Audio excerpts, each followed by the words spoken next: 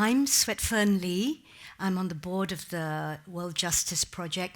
Most people just call me Fern, and my colleagues in the office call me Miss Piggy. So I go by any of those names.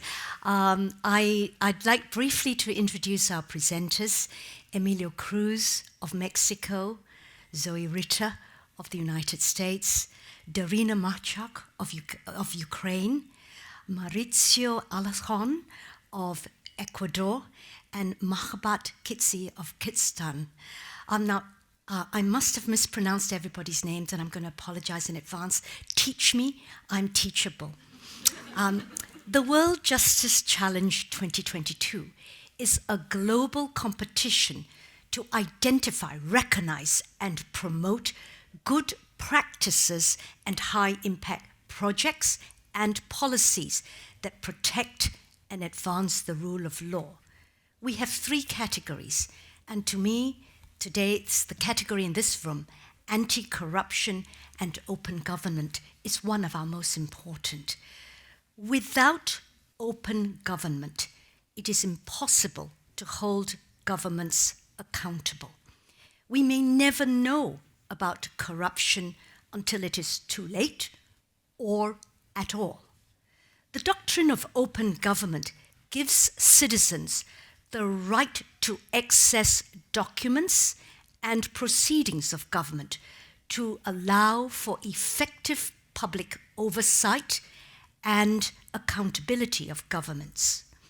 We had, for this competition, some 300 applicants from 118 countries, and there are 10 finalists for this category. In terms of the projects being presented here, they are very, very important, and they are diverse, because without open government, we weaken judicial integrity, we erode trust in public institutions, and we undermine the application of accessible and impartial justice. And as many of you would have noted and has been commented on in earlier sessions, the pandemic has just only acted to heighten these corruption risks. So today we see innovative, evidence-based strategies to promote open and accountable governance and curb corrupt practices.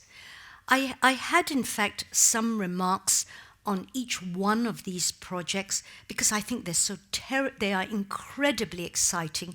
And you can see a brief overview if you go into your app.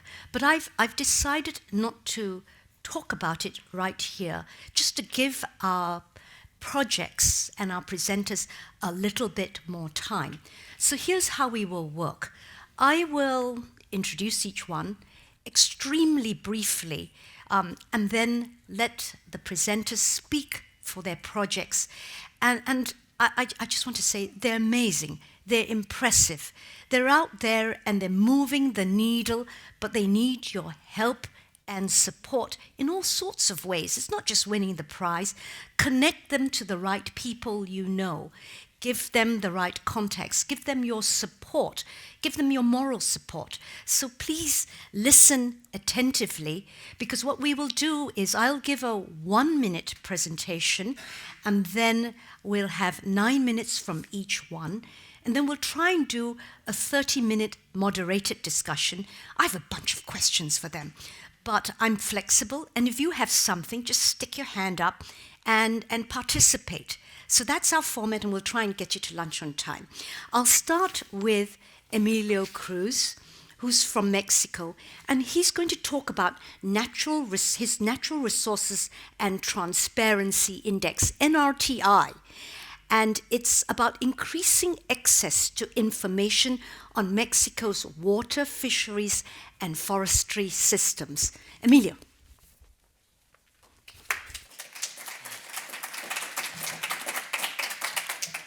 Well, good morning, everyone. This is my first presentation in English, so That's not the problem. The problem is it's very early for the mezcal. No, I need a mezcal for that for doing that. So where you go? Thank you for the World Justice Project and the World Justice Forum for that opportunity.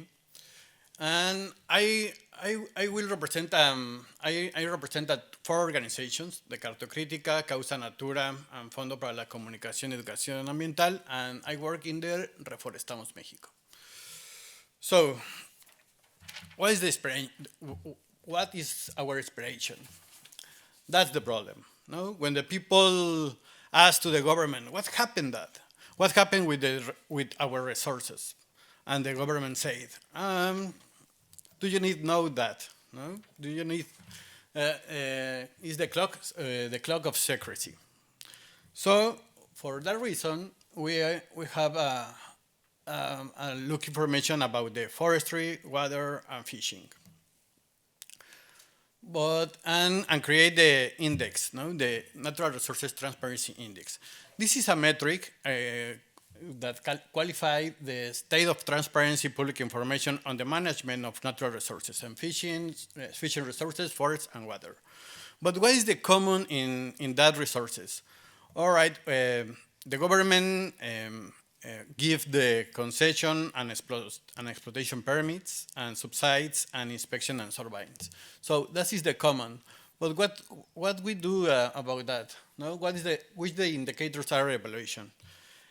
Active transparency is when the government is when the government implement the law. No, when they have shared the law said. Proactive transparency is when the government make the information and the public and the websites on another topics or whatever. And reactive transparency is when the government answered the ask for the people, and the open data is the qualified. So, but the information we need is not only the need or the organization need, is the people need. So we go to the community, the forestry communities and the fishery communities, and ask them what we need, what they want them need about the information government. And we work with the institution responsible for the information, the INAI, Instituto Nacional del Acceso a la Información, Función Pública, Agriculture, and CONAFOR is the forest institution, and CONAPESCA is for the fishery. All right. What about results? The baseline in 2020, the global qualification is 0.29. This is the baseline. For the next year, we work with the government, and for the next year in 2021, the governments have 0.552. That is results we work with them. No? And what information is available now? No? The authorizations for the land use change, the impact of concession for permit the forestry sector, the database about the fisheries in the country, and another information. But that's that's not all. We need more information about the different sectors. What we lack for knowing information of water quality by basin and aquifer in timely, comprehensive, and open format. Information on the water, land use change migration of the compensation measure implementation sites, sites where inspection results in administrative criminal penalties and forestry matters, police closed areas and the refuge areas in open format, publish information of the environmental and social impact derived from the granting of the permits of subside or support. And this is the challenge for the next evaluation. And we hope the government work with us and do the challenge. So I hope we're clear. And thank you for us. This is the website and my contact. Thank you. Thank you very much, Emilio. Making that such information available to the public is actually so important for a whole lot of reasons, not just anti-corruption, but for fair play. Our next speaker is Zoe Ritter from the United States. Her organization, her project is called Project on Government Oversight, POGO, and it builds civic participation but with legislators and others. And I'll let her speak to that. Thank you.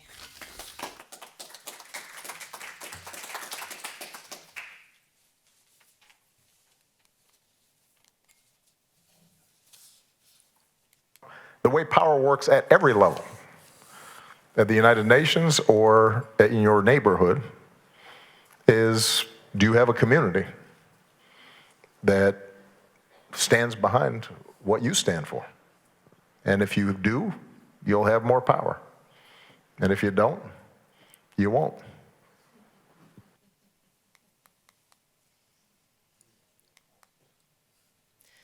Hi, I'm Zoe Ritter, Civic Engagement Director of the Project on Government Oversight, also known as POGO, a nonpartisan civil society organization whose mission is to tackle waste, fraud, and corruption in the U.S. federal government. POGO has been tackling corruption for over 40 years, carrying out the investigations that expose corruption, as well as the advocacy and policy solutions that help create the necessary systemic reform to prevent corruption. I was an international anti-corruption activist from the U.S. who had been working with amazing organizations, several of whom are actually finalists at the forum today, everywhere from Latin America to Eastern Europe. But by 2019, the U.S. was rapidly losing legitimacy as a global anti-corruption leader, as corruption from the White House faced little consequence. So I came back to the U.S. to work with POGO, to take whatever I learned abroad to try to make a difference at home. Then the threat to international peace and security only became more visible as we saw the first impeachment of President Trump unfold, thanks to the bravery of a whistleblower exposing Trump's failed attempt to extort the president of Ukraine. Our democratic backsliding only heightened when that whistleblower and his twin brother faced illegal retaliation, while the Inspector General, who handled that whistleblower complaint and brought it to the attention of Congress, was fired. More Inspectors General were either fired or reassigned to lower duties by President Trump thereafter. Inspectors General, we call them IGs, are the government watchdogs who investigate corruption and wrongdoing in government, and these firings and removals demonstrated that Inspectors General did not have the necessary independence to conduct their jobs without fear of retaliation.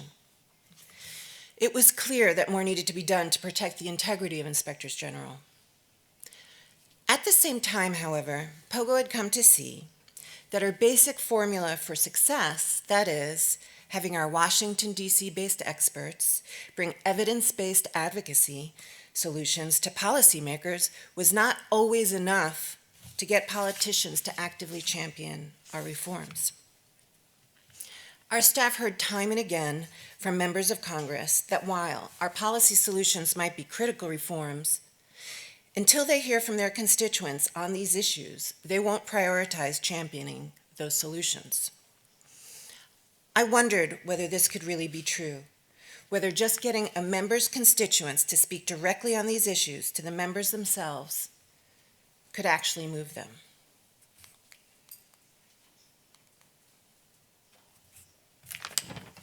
But research into this issue also suggested this was the case, especially when a member hasn't already staked a public position on an issue. It turns out meetings with community leaders are 6 times as likely to move a congressperson onto an issue than a visit from a lobbyist. Remember what President Obama said. Power comes from showing you have a community that stands behind what you stand for. What I'm about to show you is how our small pilot project set out to do just that by working with local influencers and constituents in Michigan and Ohio to build and magnify a citizen-led clamor calling for reforms that strengthen the independence, accountability, and capacity of inspectors general to investigate corruption.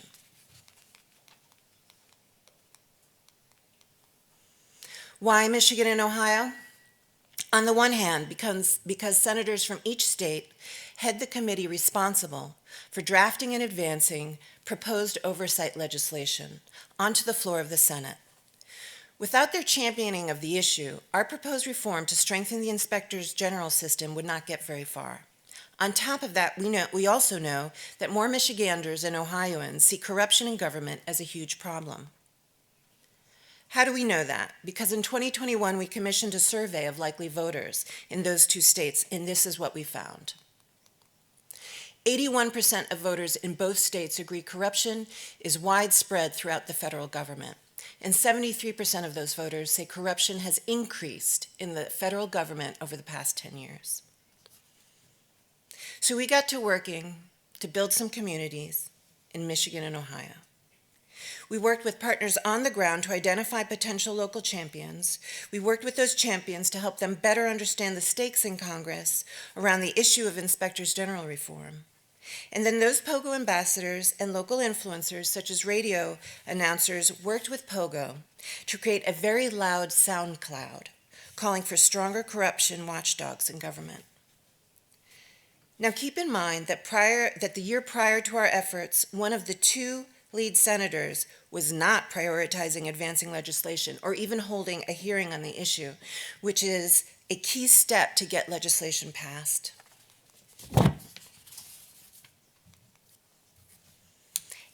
At the same time, our media analysis in Michigan and Ohio showed that very few folks were talking about inspectors general in the public sphere, and those that were either calling for inspectors general to be fired or decrying when they were fired.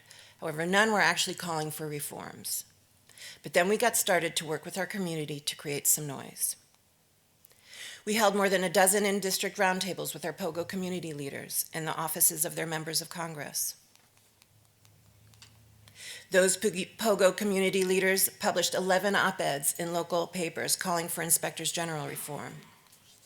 And our POGO experts gave interviews about why these reforms matter in 10 local media outlets. Sorry, you're supposed to play.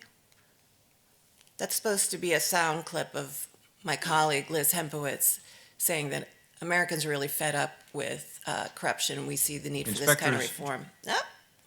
Just so you know, we did do a tech run-through just before this. Okay, we're just going to skip that. That's what you said. Inspectors You'll have to take my word for it. Essential. So, after all of this, we actually got to see some movement. This senator, who had so far been reluctant to take action, finally became motivated to lead the call for strengthening the independence and capacity of inspectors general. He called for a hearing and then championed key legislation. Inspectors general are essential to good government. I think everybody understands and agrees with that. IG's work resulted in potential savings totaling $53 billion. That's a lot of waste, fraud, and abuse. True. I hope by telling you this story, you come away with at least one thing, which is that while people genuinely care about corruption, and they see it as a threat to democracy and their own interests, we need to take the time to work with folks to give them something concrete to be for. In other words, common sense reforms they can stand behind, not just things to be against.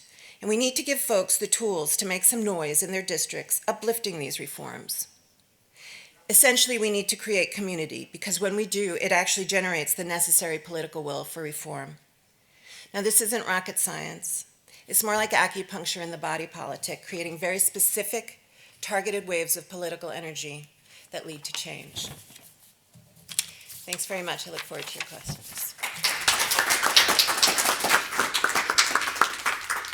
Thank you, Zoe. My own sense is it's not just the United States, but many other countries that need POGO. Our next speaker is from Ukraine, Darina Marchak. And she's talking about something that is personally very interesting to me because I have a son who's in the same space, but an academic rather than doing good like her. And she's going to talk about trying to ensure transparency in auctions. Darina.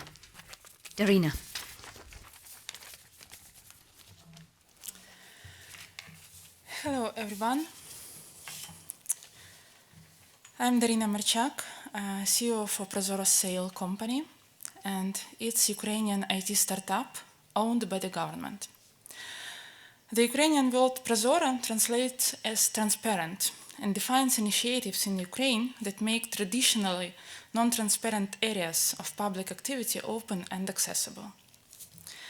Back in January, we planned that not me, but my colleague Alexei Sobolev, CEO of our company, would be presenting today.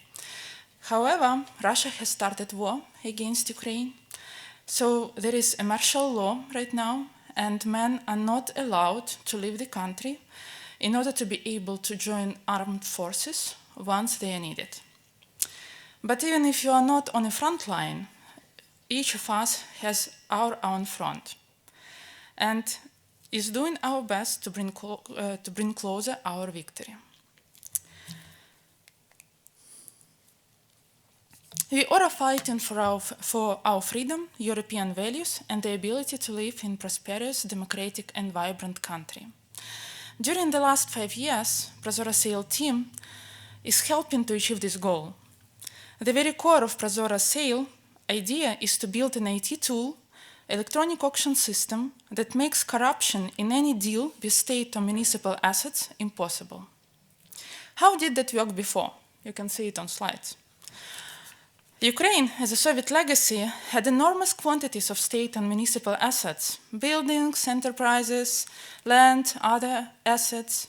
And for 25 years, after the Soviet Union collapsed, these assets were sold or leased without any control in a very opaque way, enabling civil servants and tops of state companies to earn fortune on corruption. The unfair privatization in early 1990s in Ukraine led to a massive stratification of society, to the emergence of oligarchs in Ukraine, as a result to the fact that the very word privatization became an obscenity in our society.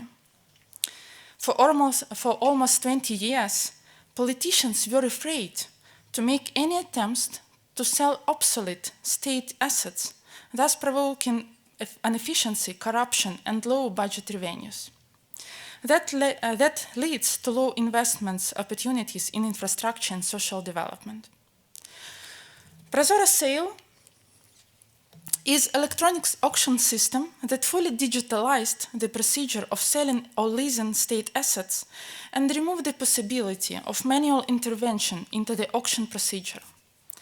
Prozora Sale is a two-tier system where the government, via Prozora Sale, owns the electronic auction model, where the deals are made, but private brokers are dealing with sellers and buyers, so there is no single point where everyone has the full information about every auction. And thus, we removed the chance for public officials to get the corruption fee. But it's not only about the digitalization. Prozora Sales ensures the complete transparency of all deals held online in the system. After the auction, every citizen can see online all the information about it. The names of the bidders, the number of the bidders, their bids, the signed contracts, and so on. Everything is available as open data for every single auction held in the system for the 5 years. One can also use the business analytics model and see trends on the sales, names of sellers and buyers, final prices, trends, and so on. So this transparency allowed to build trust to the government within society and business. And this was a revolution. But revolution not only in procedures, it was revolution in trust. It was a revolution in how people and private business perceive the government actions. Business is no more skeptical in Ukraine about the idea of taking part in state auctions. Tens of thousands of companies and citizens over the country have realized that now you can just come to the auction, offer the highest price, and win the auction. No bribes, no contacts with the seller, no need for any privileges. So business and citizens began to trust the government and to participate in these auctions. Now, on average, every auction has 2.5 bidders or participants, with the land auctions before the war having around 5 participants on average. The bigger the competition is, the bigger is price.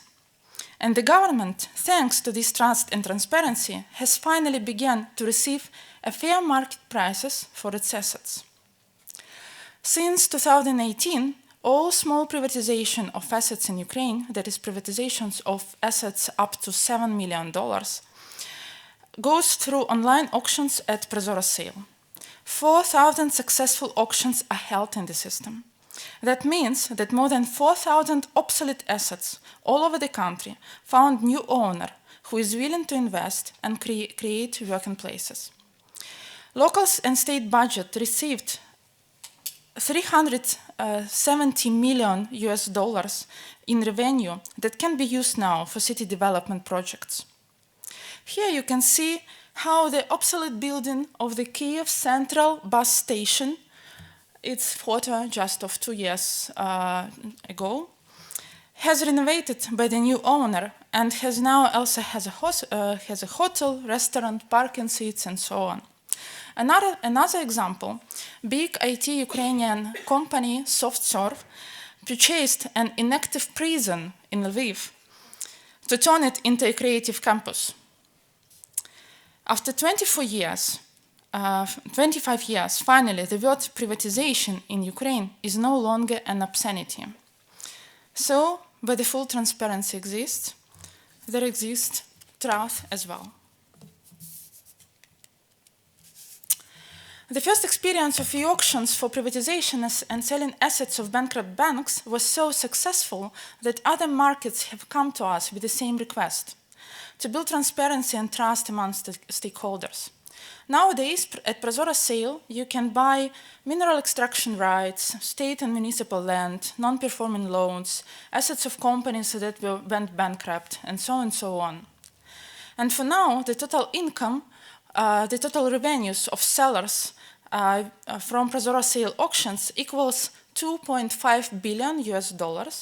That corresponds to 78,000 successful auctions with 50,000 participants. In each new market, we have seen the same outcome: increase of transparency, increases the trust of society to the government. That leads to higher competition and thus to higher prices. At the end of the day, everyone wins. The state and local community, which receives market value for its assets, business that receives assets that it can use efficiently, and citizens who receive services, infrastructure, and developed locations.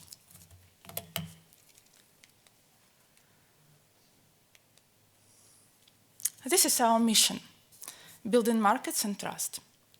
But today I would add some more to this mission. We build not only market and trust, but we also build democracy. Transparency in Ukraine was one of the core elements of building the democracy and democratic society. Transparency is the tool that allows to improve accountability and the openness of the government, and thus the tool of improving democracy as well. After the war began, Prozoro sale also launched an IT tool that helps companies from the war-affected territories to relocate to the safe territories within the countries. More than 500 companies have already been relocated, with 300 companies restoring business activities on the safe territories. As well, we continue to hold electronic auctions with 2,000 deals closed already after the war began.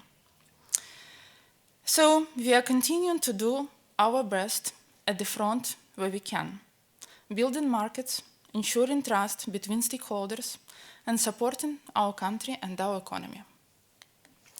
Thank you very much for your support. Slava Ukraini!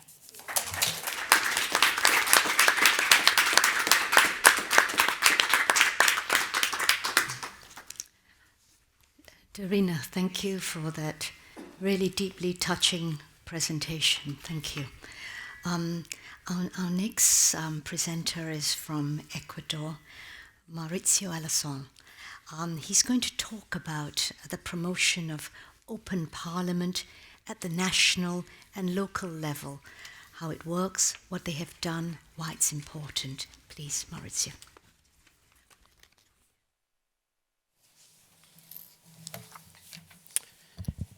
Thank you, Fern. Good morning to everyone. It's an honor for Fundación Ciudadanía y Desarrollo to be finalists in this challenge, and of course, it's a great honor to share with all of you such important initiatives of our fellow organizations around the world. I want to invite you to raise your hand if you feel properly represented by your legislators, please. Just one. Of course, I think that for the majority of us in different countries and continents, there's a feeling of mistrust and lack of confidence in our parliaments. Ecuador is no exception. From legislators who sunk instead of commenting on bills, to those who took advantage on internet access to shop on Amazon instead of paying attention to sessions, for many years, fighting, beatings, screaming, and even birthday parties occurred in our national parliament. Political instability and lack of transparency were permanent. In early 2010s, as you can see, the civil society environment in Ecuador was really restricted, with limitations on freedoms of expression, the press, and association, with a government that persecuted those who criticized it, expelled international cooperation, and closed watchdog organizations for doing their job. Despite all this, in 2011, our Observatorio Legislativo, the Legislative Observatory, was born as a youth initiative to monitor the work of legislators and deliver legislative information and data to citizens, to promote transparency and access to public information as fundamental pillars of democracy and the rule of law. But we found ourselves in front of a big problem. The citizens felt disgust for politics and specifically for the parliament. They were not interested at all in what representatives did. We even realized that many citizens did not even know what the job of the National Assembly was or what the names of the legislators on each constituency were. So, where to start?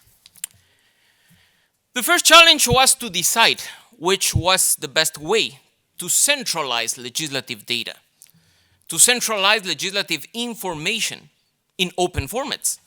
From the information on all the legislators, their names, email addresses, social accounts on social networks, to the bills they presented, their voting attendance, and their control actions on other authorities. All this available to citizens in a simple and friendly way. With the support of Transparencia Venezuela, who shared with us the open code of their webpage, and a grant from the National Endowment for Democracy, who supported us for a whole decade, we began to monitor the National Assembly. But our work could not remain only on the web. It was necessary that all this could be delivered to the media through newsletters and to public through social media.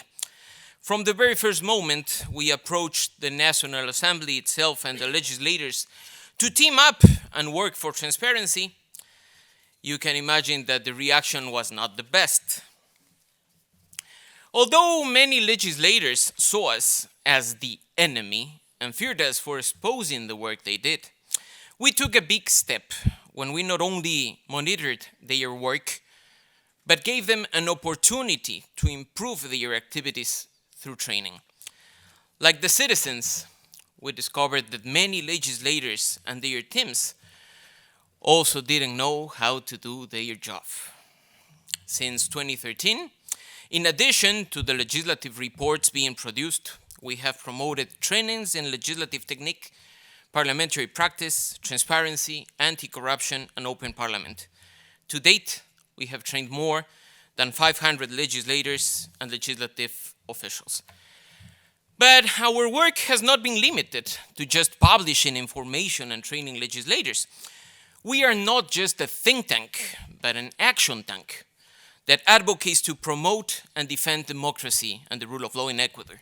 We understood that the data was also important for citizens to decide whether to reward legislators seeking re-election with their vote.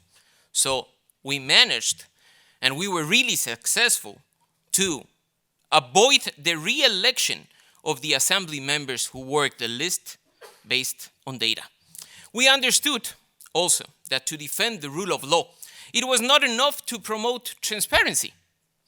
We should advocate in the bills, participating directly in their discussion through the mechanism of citizen participation. We have supported the approval of various laws on transparency, citizen participation, accountability, and integrity, on asset declarations, protection on personal data, and even reforms to the judicial system. After several years of technical assistance to the Assembly, in order to formally implement open parliament principles, we promoted reforms to the law of the legislative branch, which allowed the implementation of this model in all the internal levels and processes. And in line with the open parliament principles, and as part of our commitment to involve citizens in the legislative, we work together with legislators to, in collaboration, in a collaborative way, present two bills: the new bill on transparency and access to public information, and the bill for prevention of conflicts of interest. Over the years, our objective and professional work has been recognized by legislators who have been both allies and opponents, as you can hear.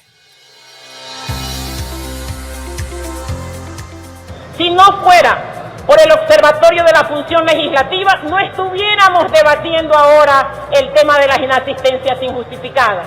No puede ser, colegas legisladores, que una ONG como es el Observatorio Parlamentario tenga una mejor plataforma digital para informar las iniciativas de los parlamentarios. Incluso sin ser un mandato legal, yo he entregado mis declaraciones juramentadas a un ente que por ahí anda, que se llama Observatorio Legislativo, porque no tengo nada que ocultar. Quiero agradecer especialmente en este pleno a la Fundación Ciudadanía y Desarrollo y el Observatorio Legislativo.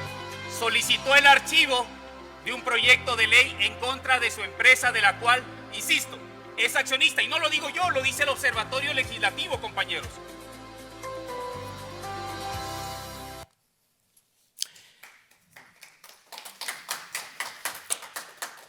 Cooperation with organizations in the region is also important to us. That is why we are members and current coordinators of the Latin American Network for Legislative Transparency. And during this time, we have made several reports regarding open parliament situation at the regional level. We have worked together with 32 civil society organizations from 15 countries. Our latest work, the Legislative Transparency Index, achieved an impact of more than 70 press articles. And we have also worked with other allied organizations in the region to implement the Legislative Observatory model, as we are doing right now in Honduras. As it is necessary to innovate and improve, we have developed new indicators to measure legislative work as well. We have also expanded the coverage of the initiative to also monitor the legislative work carried out by our municipal councils, whose decisions also influence directly the lives of citizens. Ojo al Consejo, an eye on the City Council, is currently monitoring the local authorities in Quito, Guayaquil, and Cuenca. Finally, our work has consolidated us as a reliable resource of information for citizens and media. Working together with media, more than 500 articles and reports in national and international media have been reported, generating discussion, provoking changes in laws, changes in public policies, and of course, in the behavior of legislators. This is the way of partnering together to break this digital divide that has happened not only in the country but in Ecuador. Finally, I want to invite you to dream on a parliament that you are proud of, in which legislators duly represent you, who always work and vote according to their government plans and the needs of their constituents. A parliament with ethics and integrity, a parliament with credibility and trust of citizens, respecting the rule of law and citizens' rights and freedoms. Is an initiative like this enough to achieve it? There's still a lot to be done, but at least we keep powerful accountable, and we have taken the first step to make this dream come true. Thank you very much.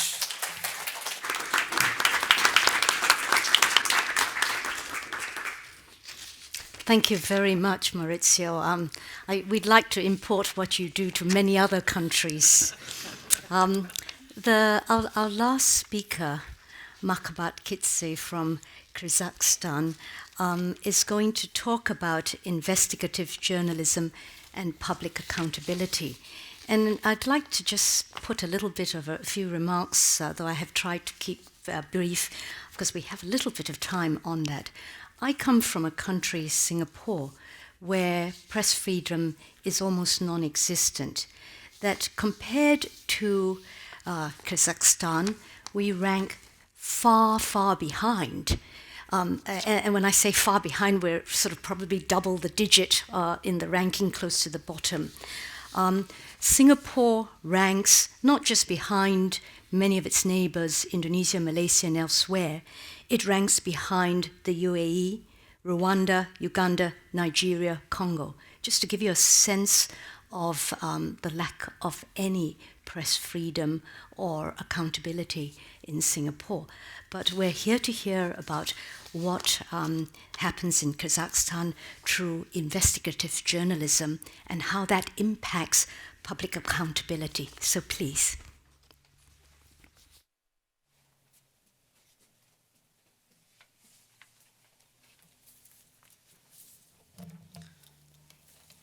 Здравствуйте, меня зовут Махабат Тажибек-кызы, я из Кыргызстана и представляю независимую компанию New Media. Hello? Does this one work? No, it doesn't. Yeah. Okay. Hello, my name is Mahabat Tajibek-Kizi. I'm from Kyrgyzstan and represent the independent media company New Media. Кыргызстан небольшая страна в Центральной Азии. Кыргызская республика заняла 144 место из 180 стран в индексе восприятия коррупции за 2021 год. Но наша история, культура и традиции всегда были насквозь пропитаны духом демократии и равенства. Kyrgyzstan is a small country in Central Asia, ranking 144th out of 180 countries in Transparency International Corruption Perceptions Index for 2021. Little progress has been achieved in combating corruption and nepotism from the history of this ranking, so the problem not just remains but becomes the most pressing challenge, even though the Kyrgyz spirit of democracy and equality has always been the inseparable component of the nation's DNA. Одним из основ национальной идентичности является свобода слова.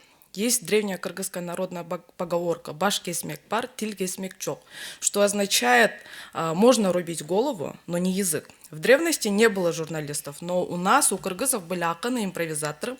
Они являлись истинной четвертой властью, могли свободно зайти к правителям и спеть им в лицо об ошибках власти, проблемах населения, о коррупции, несправедливости и других важных для страны и общества вещах. One of the bases of national identity is freedom of speech. There is an old Kyrgyz folk saying which means you can chop the head but not the tongue. Before the printing press was invented, word of mouth was the primary source of news in the history of journalism in the world.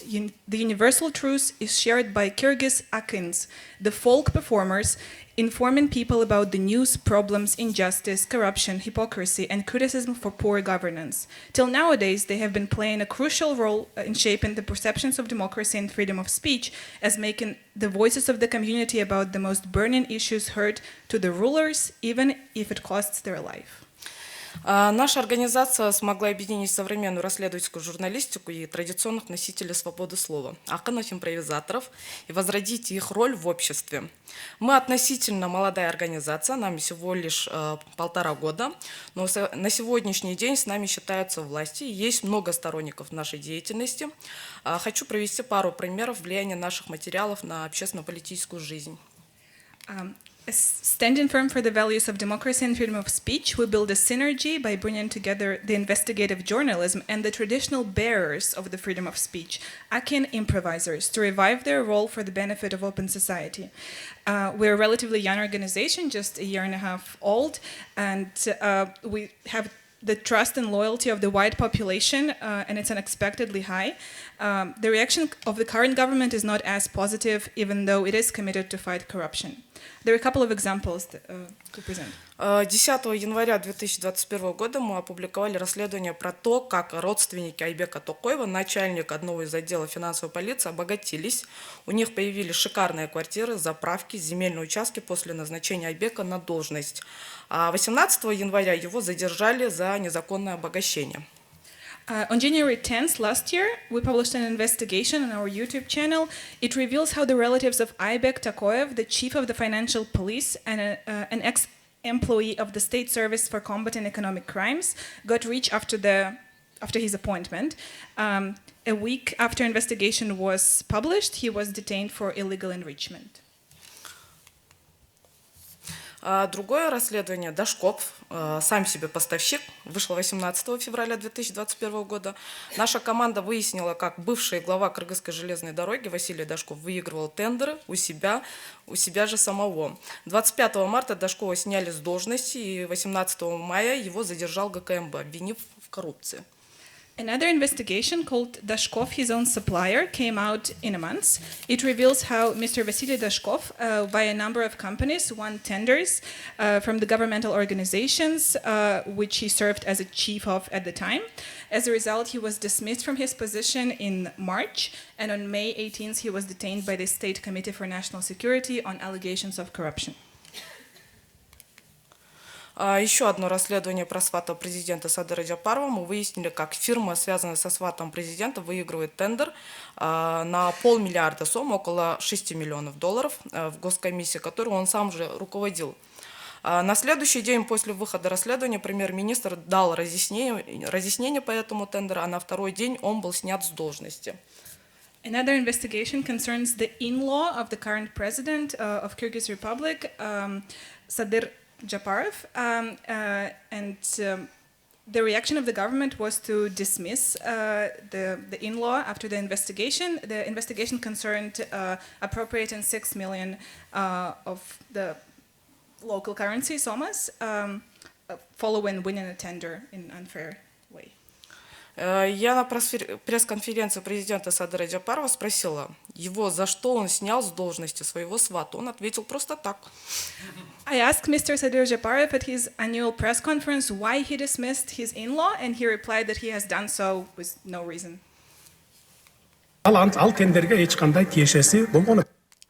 Okay. Мы не боимся делать расследования на высшее руководство страны, из-за чего мы подверглись преследованию. 22 января к нам в офис ворвался спецназ в масках, положили всех на пол, провели обыск и подкинули в карман нашему руководителю наркотики. Также их подкинули и нашему главному импровизатору Болоту Назарову.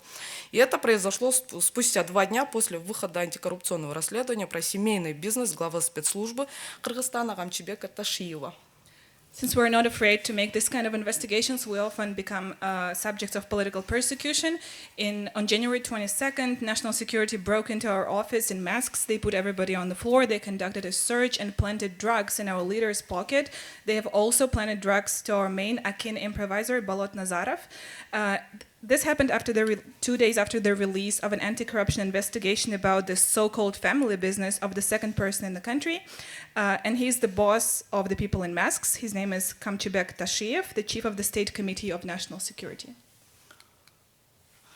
Но арест расследователей акана-импровизатора привел к эффекту Барбары Стрейзенд. Само расследование посмотрело 500 000 человек, а в день задержания и на следующий день прошли немногочисленные, но заметные для общественности митинги в крупных городах страны. Власти были вынуждены отпустить 2 наших лидеров под подписку о невыезде. На сегодня дела переданы в суд. На Болота Темирова повесили еще 3 уголовных дела, всего их 4. Это показывает, что у нашей команды есть поддержка среди населения, и что власть боится нас настолько, что пытается бороться с нами при помощи правоохранительных органов и судов. But the arrest of the investigator and the kin improviser had the opposite effect, the so-called Barbara Streisand effect. The viewership of that specific investigation went up to 500,000, and on the next day of the detention, small but significant protests were held in major cities of the country. The authorities were forced to release the 2 leaders on the condition they don't leave the country. As of today, the investigation has been extended and the authorities continue to persecute them. 4 criminal cases have been brought against Balot Timirov with a total of 8 years in prison if Kyrgyz judges sentence him. They offer to leave the country, him to leave the country by himself, or they will put him in prison by any means. This shows that the team has the support of the population and the authorities are so afraid of us that they're trying to fight us with the help of the law enforcement agencies and the courts. But it only assures us on the importance of our mission in saving freedom of speech and fostering democracy. We're firm and strong, abiding our principles and serving our mission. Еще один кейс, который может небольшое по степени влияния, но значимый для нас. В прошлом году мы смогли предотвратить продажу особняка судьи. Сам судья находился под следствием, а его дом незаконно был снят с ареста и выставлен на продажу на $1 миллион. После публикации нашего расследования судья не смог продать дом, особняк был конфискован и передан деятелям культуры, в том числе аканам, импровизаторам, и им даже назначили зарплату. Мы считаем, что поддержка властей аканам, импровизаторам оказана как противодействие нашему проекту Untitled, и мы рады этому противодействию, потому что аканы-импровизаторы теперь оснащены хорошим офисом и зарплатой, за что власти Кыргызстана преследуют наших лидеров Болота Темирова и Болота Назарова. За их мечту изменить Кыргызстан, за их мечту увидеть Кыргызстан свободным без диктатуры и коррупции. And one more case, which is small but significant for us. Last year, thanks to our investigation, a former judge under investigation was unable to sell his mansion for $1 million. As a part of the criminal case, this house was confiscated and transferred to the state, and the authorities afterwards gave it to cultural figures, including the Association of Akan Improvisers, and they even gave a salary to the Akans, which has never been done before.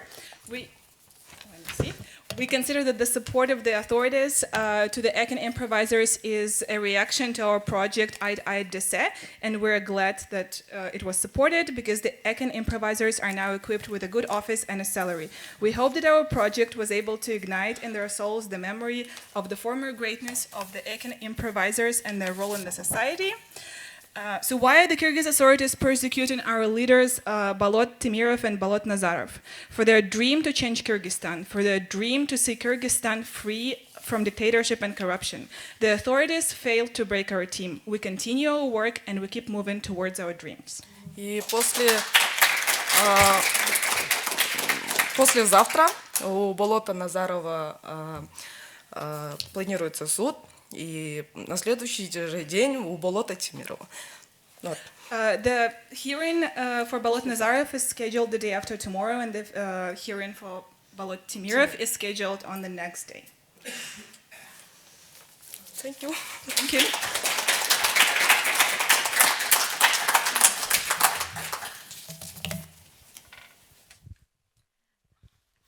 I don't know about you, but I'm completely blown away by every one of the projects we've heard today.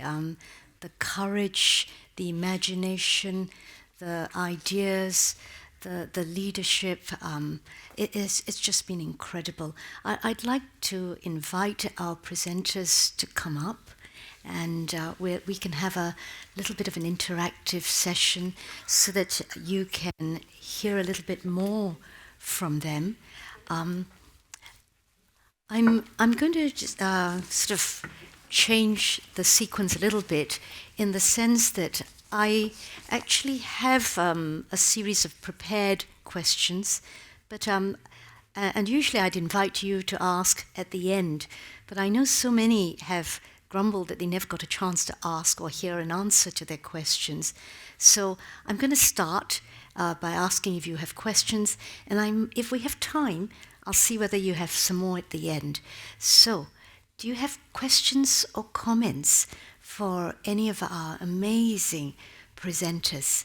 Yes, please, at the back there. Hello, my name is Corinne Vella. I'm from the Daphne Caruana Galizia Foundation. I'm particularly interested in the story from Kyrgyzstan because I'm impressed to see how swiftly authorities acted on your reports and how effective they seem to have been. Were there any instances where you published an investigation and there wasn't a reaction? And if so, what happened to the journalists as a result?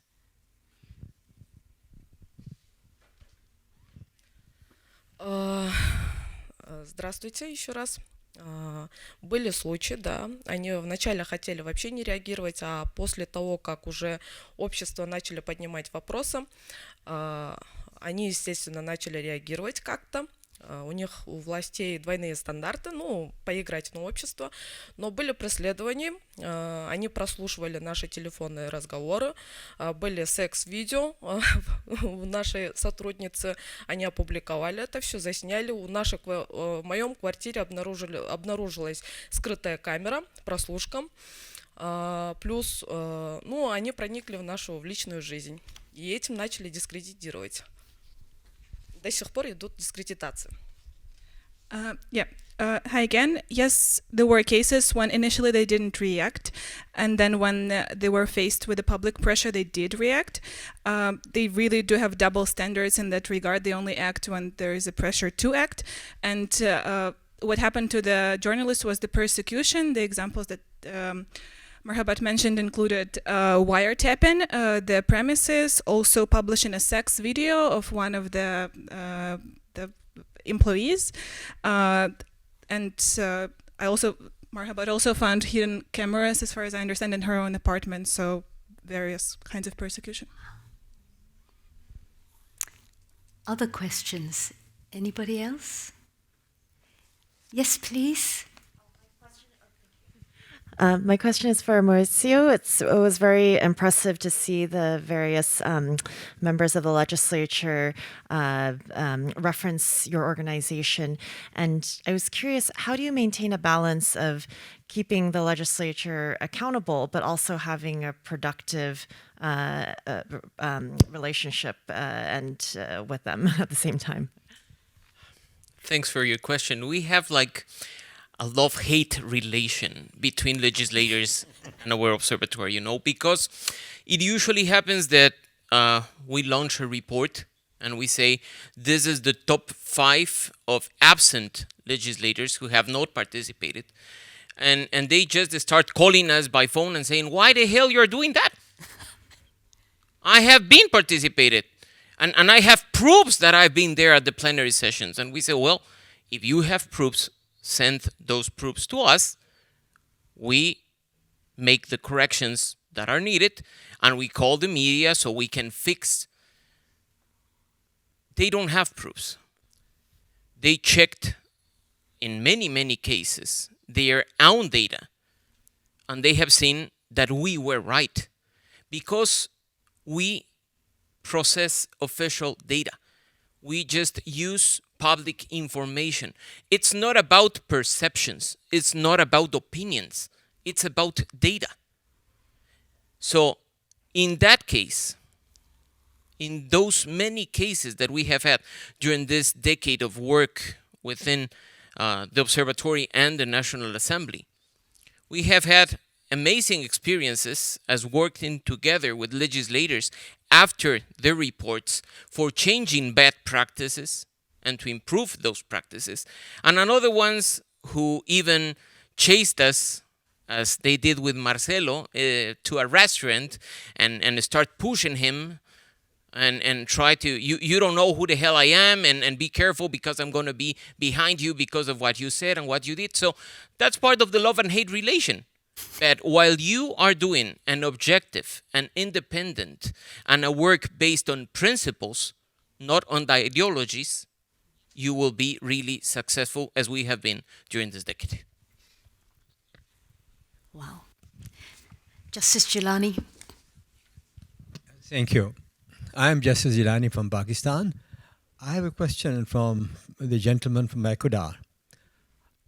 How far your work has influenced the parliamentary elections?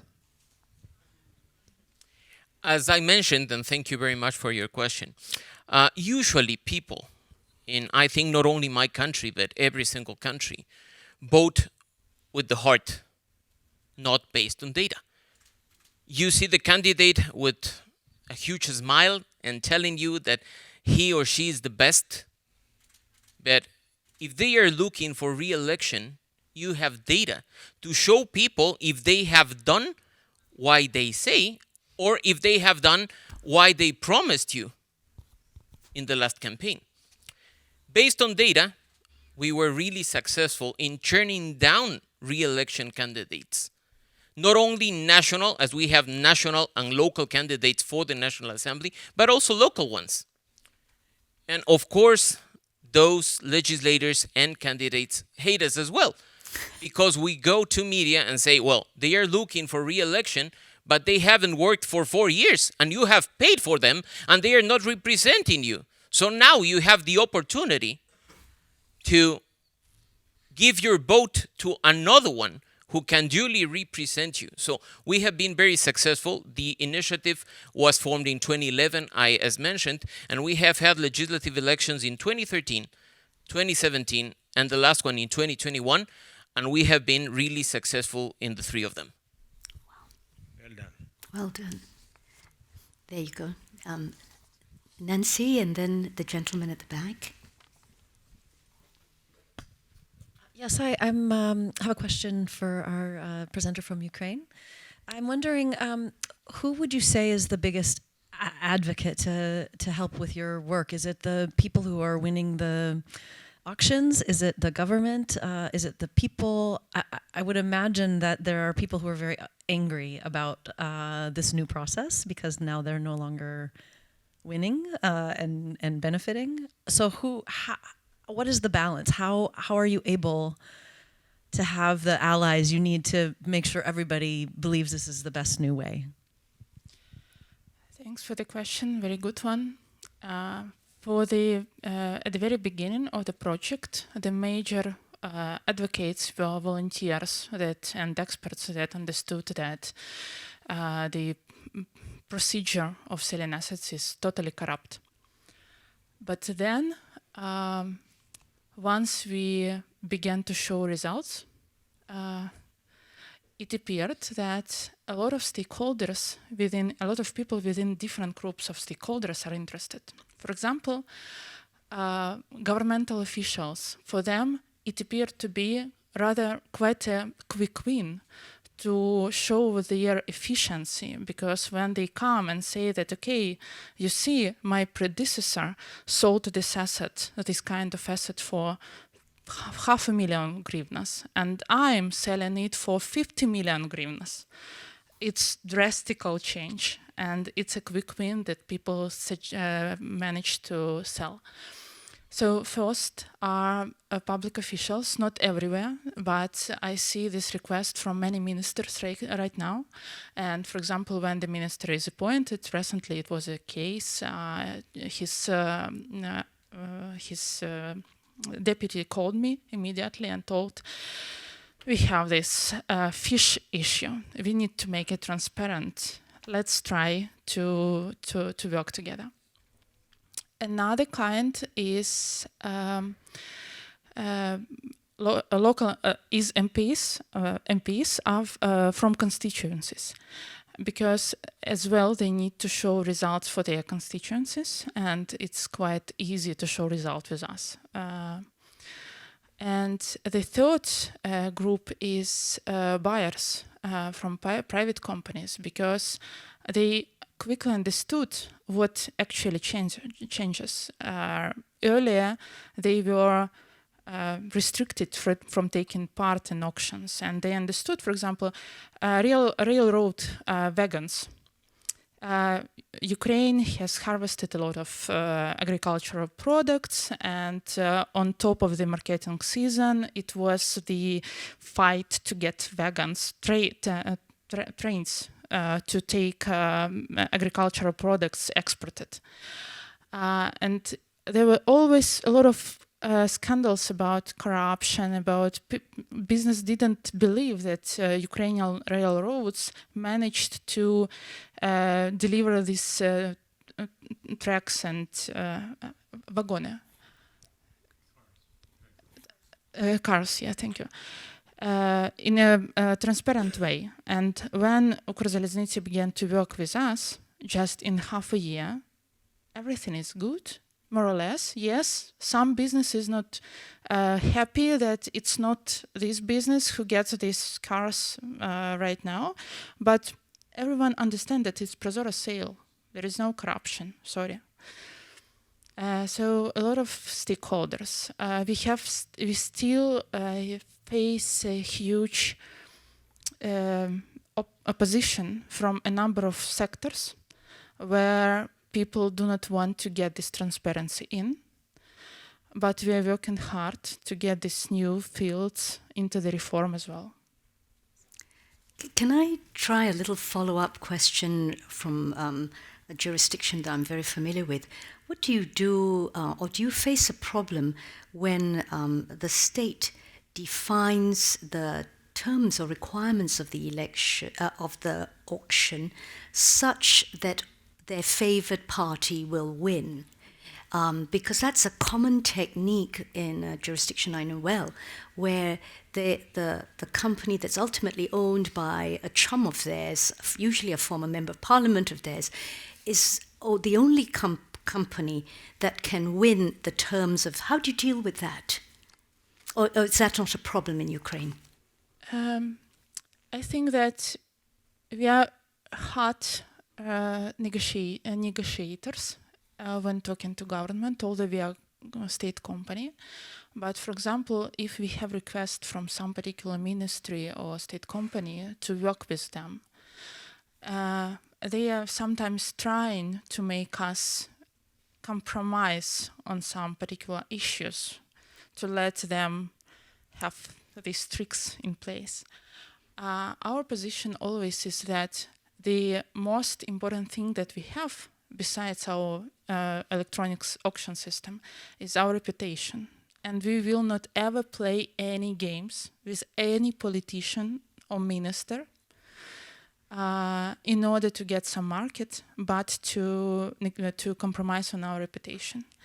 And I'm a person who is responsible for developing the company front office, and it's usually my part to negotiate with government. And I had situations when I thought that, okay, we are out of the process, we will not work with you, because we will not compromise on this. And usually top officials are afraid of this, because if they are not working with Prozora sale, it's a bad sign for their reputation. So this principle about the full absence of corruption is the most important tool. Fabulous. It just underlines the importance of institutions. I'll come to you in a minute. We have a question there.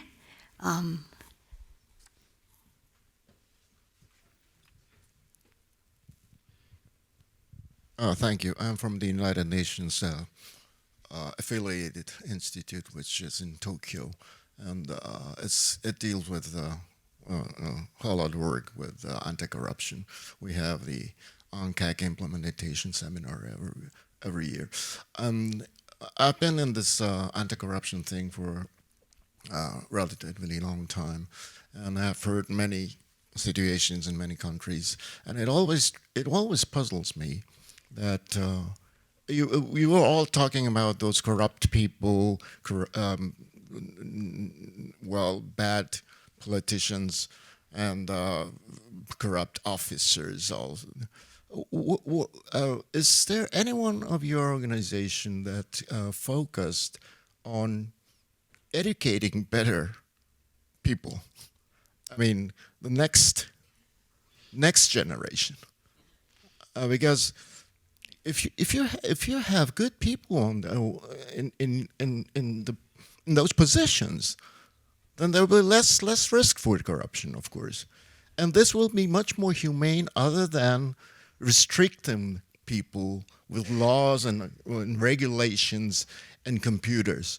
And has anyone of your organization thought about that, or focused on the moral education issue in any of your countries?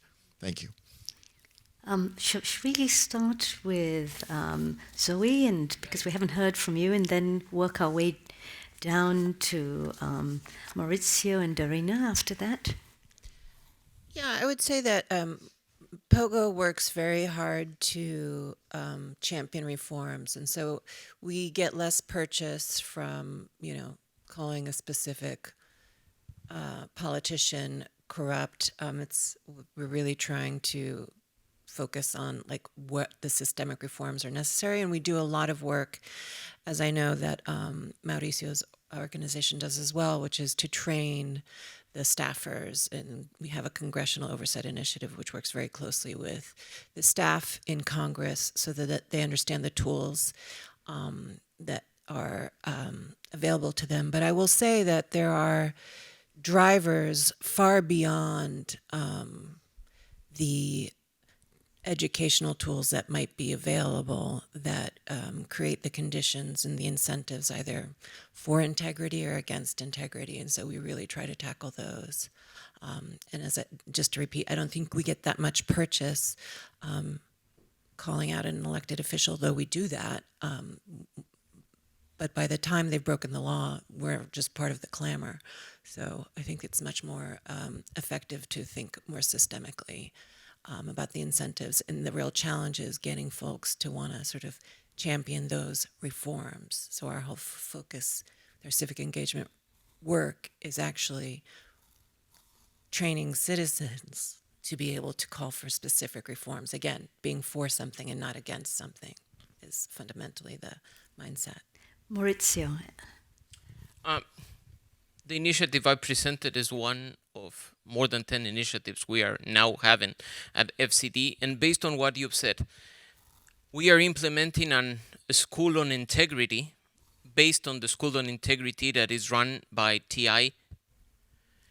Right now we are starting our 10th edition. And of course, it's not focused on public officials as we do those trainings in each observatory, but is focused on citizens, to learn them, to teach them, to share with them principles based on ethics, integrity, but also citizen participation tools and social control tools for not just thinking on integrity, but acting and occupying spaces. I personally think, and I share this thought with my colleagues from the NGO, that democracy right now is facing a crisis because of ourselves, because we just focused on representative democracy.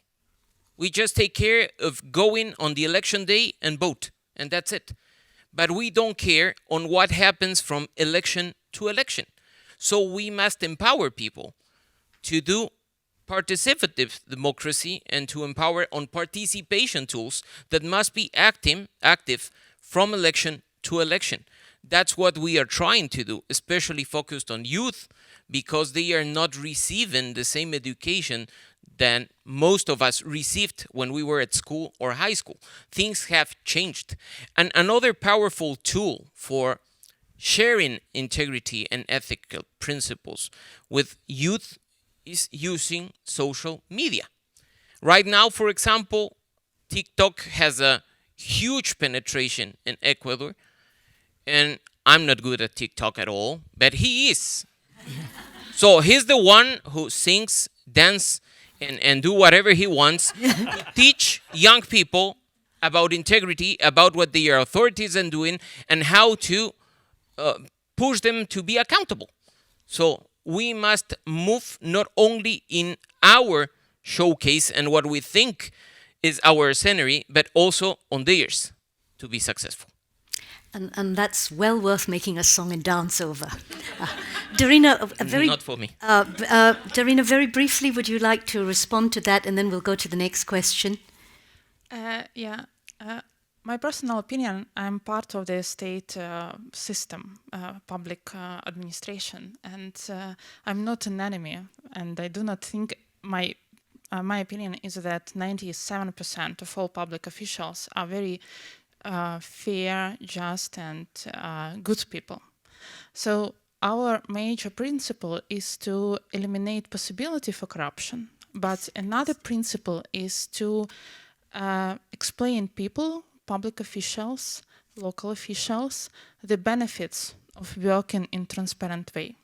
So we are making very big, full-scale advocacy campaigns for transparency and for working through our system. As well, we are making a lot of trainings. Last year, we trained at least 30,000 people in the country via online trainings and webinars, explaining them how to get more money, more transparency, more trust through electronic auctions. So we have like presumption of innocence. Yeah. Yes. In this sphere. Thank you. Thank you. Thank you very much. One more question, and then.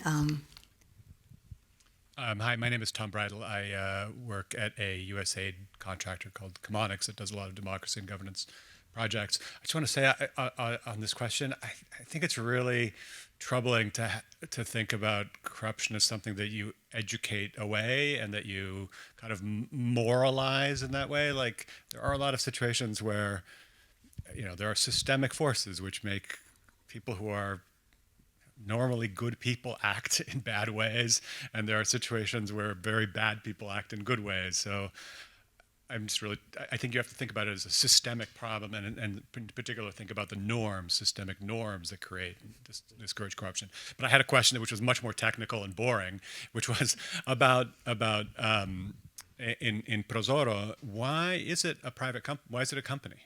Why is it not a ministry or an agency or a department? Why is it set up as a government-owned corporation? Like, what are the advantages and disadvantages? What are the advantages of that structure and disadvantages of other structures, I guess? I think it's a very simple answer.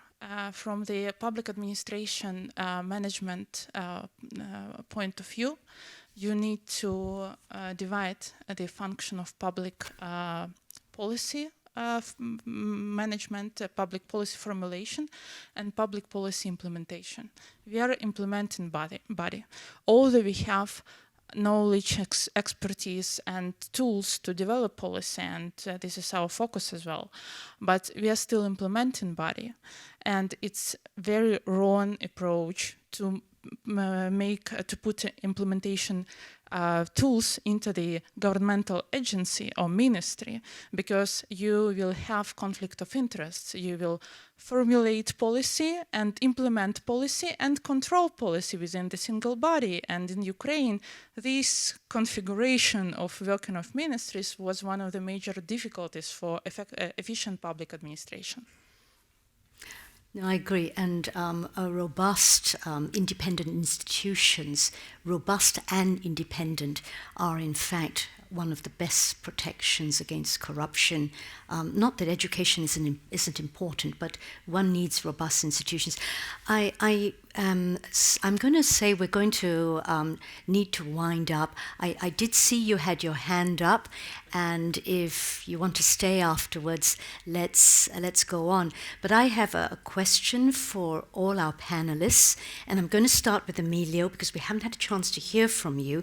And I'm going to ask, what was the most effective effective, or what was, and please, all our panelists, and let's try and do this in 2 minutes each, what was the most effective or impactful strategy that your project used? What was most effective?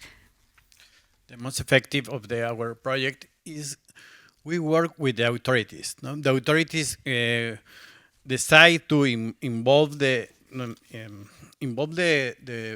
project in the government open data, no? And this is a compromise, international compromise. So for that reason, is possible the increase the transparency in the project, because the government internalize the compromise. Right. And Zoe. Yeah, just to sort of reiterate what, in order to get members of Congress to really champion an issue, if they haven't already made a public stake on it, they really need to hear from their constituents. And so what we did is we targeted local influencers, and we gave them the capacity to really understand the specifics of the issue at play, Inspectors General reform. And then they really just spoke loudly on it and created that local sound cloud, as it were. And so the member of Congress heard that. He heard his constituents on the radio, the news, local papers, and that shifted their behavior. Dorina. For us, the strongest point is to have expertise, because auctions, selling assets, is very detailed, technical, and difficult issue where devil is in details. Yes. And to understand what are these details and where this corruption happens actually, we need to have very strong expertise both in auctions, in different types of auctions, and as well in sectoral expertise. So our major tool is to have these two competences and to understand each particular step where corruption can happen and how to most effectively fight in this particular sector. And thus we have a very strong project team. We have very strong draft legislators that know how to put proper wording in the law or cabinet regulation in order not to allow this corruption happen. We have very strong JAR expertise and IT, and all together this helps us to make full cycle of policy implementation to ensure that we provide good product. And politicians, ministers know that if they work with us, we make the best possible product in terms of regulation, in terms of implementation, and in terms of communication with the sector. So this helps a lot. Maurizio. Of course, as Emilio said, it's important to work close to the authorities, but our strategy is based on two branches. The first one, the power of data. Data don't lie. Data is there. Data is public information for everyone. And the other one, it's the power of principles and to acting, being objective and being independent. Because, as you can imagine, we have many friends from civil society who have reached a seat at the National Assembly. And of course, as soon as they reach that seat, they think that we're gonna say amazing words for them, that they do an amazing job. And when they realize that our reports include their data, their assistance, their activities, and they say, well, you don't even have mercy with me that I'm your friend, we say, yeah, of course, because our work goes exactly in the same way for each one of the 137 legislators at the National Assembly. We don't care who you are a representative, and the data is there. So when you have data and you act with independence, the good results just come easy. Music to WGP's years. Makabat, what's worked for you? Мы с властью не работаем, мы работаем с народом. И для того, чтобы донести наше расследование до сельских слоев, до сельских населения, мы используем художниц, чтобы они визуально доносили. У нас самое эффективное — это акын-импровизаторы, публицисты у нас. Еще расширение вот в команде произошло недавно. Мы еще используем чеченцев, это ораторы, мудрецы. Они остались еще у нас в Кыргызстане. А также самый эффективный проект у нас — это меморандум партнерства между акынами из Казахстана и из Кыргызстана. Вот. We don't work with authorities, we only work with people. And to reach people, especially in rural areas, there are a couple of strategies that we use. We try to engage artists, which can present the mission in a visual form. One of the key actors in that regard would be akin improvisers that I've mentioned, also publicists, as well as orators or like traditional wise men in the community who could also deliver the message. And one of the best practices that we had was a memorandum of partnership between akin improvisers from Kyrgyzstan and from Kazakhstan, which was a good example.